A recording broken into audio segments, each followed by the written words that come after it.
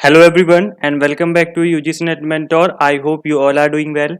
Guys आज हमारी premium class number 24 है फॉर यूजीसी नेट पेपर 1 और आज की क्लास में डिस्कस करेंगे हम process of communication.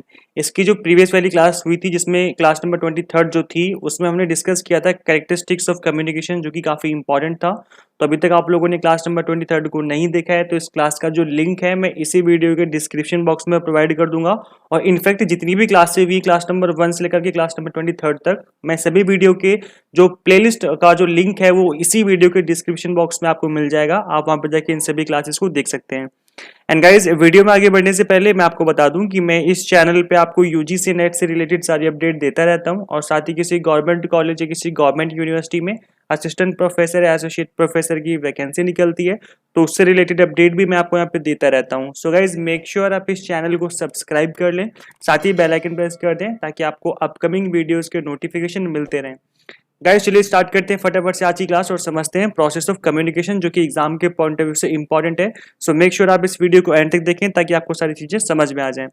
Okay so यहाँ पर आपको इस डायग्राम में दिख रहा होगा that is process of communication. यहाँ पर जो आपके 3 एलिमेंट्स होते हैं वो बहुत ही इंपॉर्टेंट होते हैं। अगर इन 3 एलिमेंट में से एक भी एलिमेंट नहीं होगा तो आपका प्रोसेस जो है कम्युनिकेशन का वो नहीं हो सकता।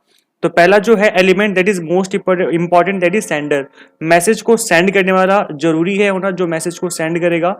देन आपका मैसेज होना जरूरी है जो मैसेज कन्वे किया जाना है। देन रिसीवर एक जो मैसेज को रिसीव करेगा। इन तीनों ही एलिमेंट का होना बहुत जरूरी है, ये मस्ट है। मतलब इन 3 एलिमेंट में से एक भी नहीं हुआ तो प्रोसेस नहीं हो सकता कम्युनिकेशन का। बाकी चीजें नहीं होंगी तो चलेगा बट यहाँ पर रिसीवर ही नहीं होगा या मैसेज नहीं होगा या फिर सेंडर नहीं होगा तो प्रोसेस ही नहीं हो सकता है ना। आपको जो मैसेज है वो कन्वे नहीं किया जा सकता। ओके तो यहाँ पर हम समझ लेते हैं इस डायग्राम के अकॉर्डिंग, फिर हम थोड़ा डिटेल में समझेंगे। तो सबसे पहले सेंडर होता है, देन वो मैसेज को जो सेंड करना चाहता है, मैसेज जो भी अपनी बात को वो कन्वे करना चाहता है उसको वर्ड्स की फॉर्म में या फिर किसी भी तरीके से सिंबल की फॉर्म में इनकोड करता है। देन उसके बाद उस मैसेज को सेंड कर दिया जाता है। रिसीवर जो होता है उस मैसेज को वो डिकोड करता है, उस चीज को समझता है, समझने के बाद वो फीडबैक दे देता है कि हाँ आपने जो बताया मुझे वो चीज समझ में आ चुकी है। तो फीडबैक देना भी जरूरी होता है। और इस कंप्लीट प्रोसेस में कहीं भी कोई प्रॉब्लम आती है, कोई ऐसी चीज जो कि प्रॉब्लम क्रिएट करती है इस प्रोसेस में, उसको हम बोलते हैं नॉइस। ठीक है, वो किसी भी तरीके की हो सकती है। तो चलिए समझते हैं इसको काफी डिटेल में और डिस्कस करते हैं फर्दर। अब हम एक एक करके समझ लेते हैं जो भी हमने यहाँ पे चीजें समझी हैं। That is sender. तो सेंडर क्या होता है? द सेंडर और the communicator generates the message and conveys it to the receiver. एक ऐसा पर्सन जो कि कम्युनिकेटर है, जो कम्युनिकेट करने वाला है, वो मैसेज जनरेट करता है और वो कन्वे करता है रिसीवर को। He is the source and the one who start the communication. यही सोर्स होता है मैसेज के स्टार्ट होने का और यही जो है पर्सन जो है वही जो है वो स्टार्ट करता है इस कम्युनिकेशन प्रोसेस को। देन आपका नेक्स्ट है आपका message. It is the idea, information, view, fact, feeling etcetera. मतलब मैसेज में कुछ भी हो सकता है, जिस भी चीज को आप कन्वे करना चाहते हो, anything XYZ that is generated by the sender and is then intended to be communicated further. इसी मैसेज को, इसी आइडिया को हमें कम्युनिकेट करना होता है। देन आपका आता है इनकोडिंग, जो मैसेज को इनकोड किया जाता है। The message generated by the sender is encoded symbolically such as in the form of words. वो वर्ड्स की फॉर्म में हो सकता है, पिक्चर की फॉर्म में हो सकता है, जेस्चर जो हमारे हाथ होते हैं, लाइक हम वी बनाते हैं ना अपने हाथों से। अगर आपने वी बना दिया इसका मतलब क्या है कि वो आप विक्ट्री दिखाना चाहते हो, मतलब साइन जो है विक्ट्री का साइन होता है इस तरीके से before it is being conveyed. तो अगर जब आप मैसेज को कन्वे करना चाहते हो उससे पहले हम उस मैसेज को वर्ड्स का रूप देते हैं या पिक्चर्स की फॉर्म में या जेस्चर्स की फॉर्म में उसको कन्वर्ट कर देते हैं। देन उसके बाद हम इसको सेंड करते हैं। सिंपल सी बात है। अगर मैं आपसे सपोज करो मैं आपको यहाँ पढ़ा रहा हूँ तो जो मैं मैसेज आपको यहाँ पे आपको कन्वे कर रहा हूँ वो मैं कैसे कर रहा हूँ? मैं आपको पीपीटी यहाँ पर जो मैंने बनाया हुआ है ये सामने आपके, यहाँ पे जो मैंने वर्ड्स लिखे हुए हैं, इन वर्ड्स को लिखा है मैंने तभी मैं इन चीजों को कन्वे कर पा रहा हूँ।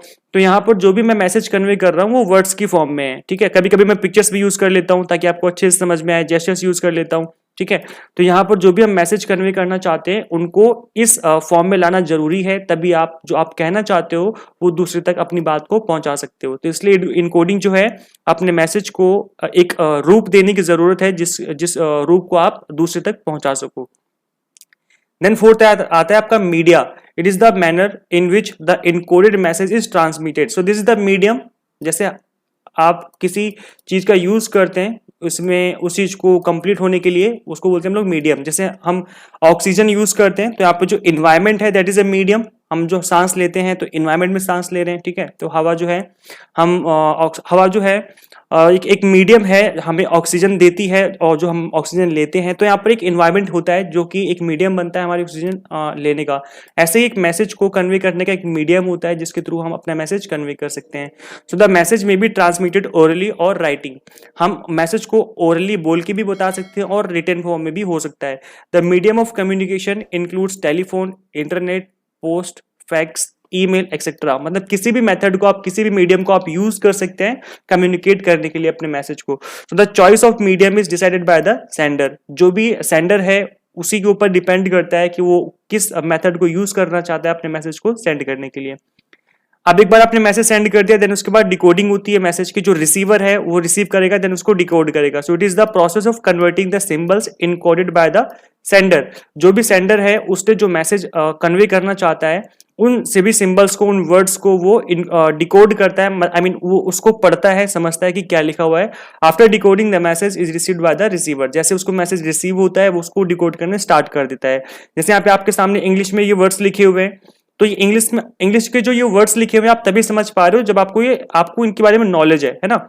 तो आप इनको इजीली डिकोड कर पाओगे। सपोज करो आपको इंग्लिश नहीं आती है, आपको बिल्कुल भी इंग्लिश नहीं आती है, आपको 0% इंग्लिश आती है, आपको ABCD भी नहीं पता, तो और यहाँ पे लिखा हुआ है मैसेज, तो क्या आप इसको पढ़ पाओगे? आप इसको नहीं पढ़ पाओगे बिकॉज आपको इसकी नॉलेज नहीं है। इसका मतलब आप इस वर्ड को डिकोड नहीं कर पाओगे। तो डिकोड आप तभी कर पाते हैं जब आपको उसकी नॉलेज होती है, और डिकोड करना बहुत जरूरी है अगर आप उस मैसेज को समझना चाहते हो, ठीक है। तो इस जो डिकोडिंग का प्रोसेस है वो बहुत ही इंपॉर्टेंट होता है, ताकि जो आपको मैसेज कन्वे किया गया है उसको उसी तरीके से समझ पाओ जिस तरीके से मैसेज आपको दिया गया है, आप उसका गलत इंटरप्रिटेशन ना करें। रिसीवर कौन होता है? He is the person who is the last in the chain and for home the message was send bye the sender. ये वो पर्सन है जिसको मैसेज सेंड किया गया है। Once the receiver receive the message and understand it in proper perspective and act according to the message, only then the purpose of communication is successful. इस person को message मिलने के बाद ये उसी तरीके से बिहेव करता है जिस तरीके से जो मैसेज उसको कन्वे किया गया है। अगर सपोज करो मैं आपसे बोलता हूँ कि पढ़ो, और यहाँ पे आपको पढ़ा रहा हूँ, तो ये मैसेज जो मैं आपको कन्वे कर रहा हूँ, यहाँ पे जो मैं पढ़ा रहा हूँ आपको, ये चीज तभी सक्सेसफुल हो पाएगी जब आप सामने बैठ करके सुनते हैं, इस चीज को ऑब्जर्व करते हैं। अब मैं आपको पढ़ा रहा हूँ, आप इस चीज को समझना ही नहीं चाहते, सुनना ही नहीं चाहते हो, और इनफेक्ट आपको अगर इंग्लिश ही नहीं आती है ना, तो आप यहाँ पर ना वर्ड समझ पाओगे ना ही हमारी बातों को सुन पाओगे। अगर आपको इंग्लिश और हिंदी दोनों की नॉलेज नहीं है, तो आप जो मैं आपको कन्वे करना चाहता हूँ, जो मैं आपको पढ़ाना चाहता हूँ, आप नहीं समझ पाओगे। तो जो हमारा प्रोसेस है वो सही तरीके से कंप्लीट नहीं हो पाएगा, जो पर्पस है कम्युनिकेशन का वो कंप्लीट नहीं हो पाएगा। तो यहाँ पर जो रिसीवर है वो भी एक बहुत ही इंपॉर्टेंट पर्सन है जो कि मैसेज को रिसीव करता है और उसको समझता है। नेक्स्ट आपका फीडबैक देना बहुत जरूरी है। फीडबैक क्या होता है? Once the receiver confirm to the sender that he has received the message and understood it, the process of communication is complete. वो बता देता है, कंफर्म कर देता है कि उससे मैसेज रिसीव हो गया है, तो उसको क्या बोलेंगे हम? फीडबैक। देन उसके बाद आता है noise. It refers to any obstruction that is caused by the sender, message और receiver during the process of communication. ये कहीं भी हो सकता है, एक सेंडर के थ्रू भी हो सकता है, मैसेज गलत तरीके से हो गया है या लिख दिया गया है, इनकोडिंग डिकोडिंग गलत तरीके से हो गई है, या रिसीवर ने गलत तरीके से उसको रिसीव किया है। और यहाँ पे एग्जाम्पल दिया हुआ है कि कौन कौन से हो सकते हैं, लाइक बैड टेलीफोन कनेक्शन है ना, कई बार नेटवर्क इशू हो जाता है, तो कई बार बातें समझ भी नहीं आती कि क्या बोला जा रहा है। ऐसी फॉल्टी इनकोडिंग डिकोडिंग जो है वो गलत तरीके से हो गई है। इन अटेंटिव रिसीवर, जो रिसीवर है वही अटेंटिव नहीं था, चीजें समझ नहीं पाया क्या बोला जा रहा है। Poor understanding of message due to prejudices और इनएप्रोप्रिएट जेस्चर्स, गलत तरीके से मैसेज को समझ लिया गया, तो उसको बोलते हैं हम लोग नॉइस। जो नॉइस है वो हमारे कम्युनिकेशन प्रोसेस को खराब कर देता है। सो गाइज ये आपका कम्युनिकेशन का प्रोसेस था। आई थिंक सबको समझ में आ गया होगा अच्छे से। गाइज आप लोगों को वीडियो लेक्चर्स कैसे लगते हैं प्लीज कमेंट करके जरूर बताया करो। आपके कमेंट करने से ही मुझे मोटिवेशन मिलती है, आपके कमेंट करने से ही मैं फर्दर आपके लिए वीडियो बनाने के लिए मोटिवेट होता हूं। तो प्लीज आप लोग अपना फीडबैक जरूर दिया करो, बताया करो कमेंट करके आप लोगों को वीडियो लेक्चर्स कैसे लगते हैं। और गाइज ज्यादा से ज्यादा इन वीडियो लेक्चर्स को शेयर किया करो, जितने भी आपके फ्रेंड्स हैं जो भी यूजीसी नेट या सेट के लिए प्रिपरेशन कर रहे हैं, ताकि उनकी भी हेल्प हो सके। जैसे मैंने आपको पढ़ा के हेल्प की है, ऐसे आपको भी वीडियो लेक्चर्स को ज्यादा से ज्यादा शेयर करना है ताकि सभी की हेल्प हो सके। So guys, how to qualify UGC NET in first attempt? In order to score good marks, you need to do target based study. Guys, target based study से क्या मतलब है? हमारा वो टॉपिक जो कि एग्जाम के लिए इंपॉर्टेंट है उनको उसी पॉइंट ऑफ व्यू से पढ़ना है जिस तरीके से एग्जाम में पूछे जाते हैं। इसका मतलब आप टारगेट बेस्ड स्टडी कर रहे हो। तो हमने यहाँ पर आपके लिए unit wise complete notes cover किए हैं फॉर पेपर 1 एंड कॉमर्स, ये जो 2 पेपर हैं वो हमारे पास नोट्स अवेलेबल हैं। हमने क्या किया इसमें, हमने यूनिट वाइज हर एक टॉपिक को इसमें कवर किया, एक्सप्लेनेशन हर एक टॉपिक का गिवन है इसमें, ताकि आपकी जो स्टडी है वो टारगेट बेस्ड हो सके। इसके बाद हमने यूनिट वाइज इंपॉर्टेंट एमसीक्यूज डाले हैं ताकि आप प्रैक्टिस कर सके यूनिट वाइज, और प्रीवियस ईयर के पेपर्स भी हैं with solution. So this is complete bundle for paper 1। आप यहाँ पर इन जो आपका पेपर 1 के नोट्स हैं वो आपके लिए कंप्लीट बंडल हैं। अगर आप इनको फॉलो करेंगे तो डेफिनेटली अच्छा स्कोर कर पाएंगे। एंड गाइज इन नोट्स, इन अकेले सिर्फ नोट्स से कुछ नहीं होने वाला और अकेले सिर्फ वीडियो लेक्चर से कुछ नहीं होने वाला। जो यहाँ पे आपको वीडियो लेक्चर्स मिल रहे हैं टाइम टू टाइम, जो प्रीमियम क्लासेस आपको हम यहाँ पे प्रोवाइड कर रहे हैं, सिर्फ इनसे कुछ नहीं होने वाला है। प्रीमियम क्लासेस प्लस नोट्स, अगर आप इन दोनों का कॉम्बिनेशन बना लेंगे तो डेफिनेटली ये मेरी गारंटी गाइज कि आप अच्छा स्कोर कर पाएंगे, बिकॉज यहाँ पर आपके जो प्रीमियम क्लासेस हैं इससे आपके कॉन्सेप्ट क्लियर हो जाएंगे और नोट्स से कॉम्प्रिहेंसिव स्टडी हो जाएगी और एमसीक्यूज की प्रैक्टिस हो जाएगी with previous year paper. So this is complete solution for paper 1, आप डेफिनेटली अच्छा स्कोर कर पाएंगे। सो गाइज इन नोट्स के रिगार्डिंग आप मुझे इस गिवन व्हाट्सएप नंबर पे कॉल, व्हाट्सएप नंबर पे इंक्वायरी कर सकते हैं। मैं आपको यहाँ पर कंप्लीट डिटेल्स और साथ ही डेमो नोट्स सेंड कर दूंगा। गाइज कॉल प्रेफरेबल नहीं है, बिकॉज मैं कॉलेज में लेक्चर लेता हूँ तो मेरे लिए पॉसिबल नहीं हो पाता है कॉल पिक कर पाना। तो अगर आप व्हाट्सएप नंबर पे मैसेज करेंगे तो डेफिनेटली मैं वहां पे आपको रिप्लाई करके आपको जो क्वेरी का सॉल्यूशन है वो प्रोवाइड कर दूंगा। और गाइज वन मोर थिंग, बहुत सारे स्टूडेंट्स ऐसे हैं जो पूरे साल पढ़ते रहते हैं फिर भी एग्जाम क्लियर नहीं होता है। उसका रीजन ये होता है कि जो मार्केट में बुक अवेलेबल है उसको परचेज करते हैं वो और उससे पढ़ना स्टार्ट कर देते हैं। गाइज कई बार क्या, देखो मैं ये नहीं कह रहा कि मार्केट की जो बुक है वो खराब है, मार्केट बुक भी अच्छी है, लेकिन जो बुक्स होती है वो बहुत ज्यादा कॉम्प्रिहेंसिव होती हैं।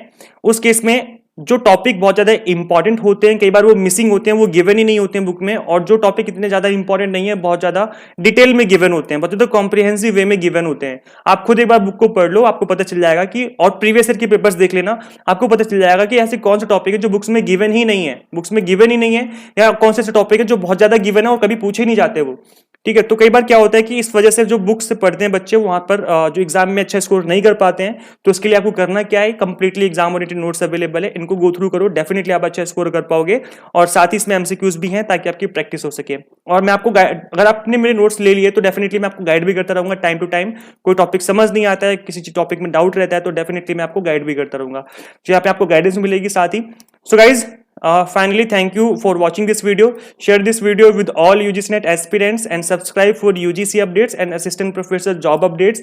Guys, आपको वीडियो लेक्चर्स कैसे लगते हैं प्लीज कमेंट करके जरूर बताया करो, और साथ ही इन वीडियोस को ज्यादा से ज्यादा जरूर शेयर किया करो ताकि सभी की हेल्प हो सके, जैसे मैं आपको पढ़ा के हेल्प कर रहा हूँ। जो भी UGC NET या सेट के लिए प्रिपरेशन कर रहे हैं सभी के साथ इस वीडियो लेक्चर्स को शेयर करना है ताकि सभी की हेल्प हो सके। सो गाइस, इस वीडियो में इतना ही, मिलते हैं नेक्स्ट वीडियो में। Till then keep watching UGC NET mentor. Thank you so much.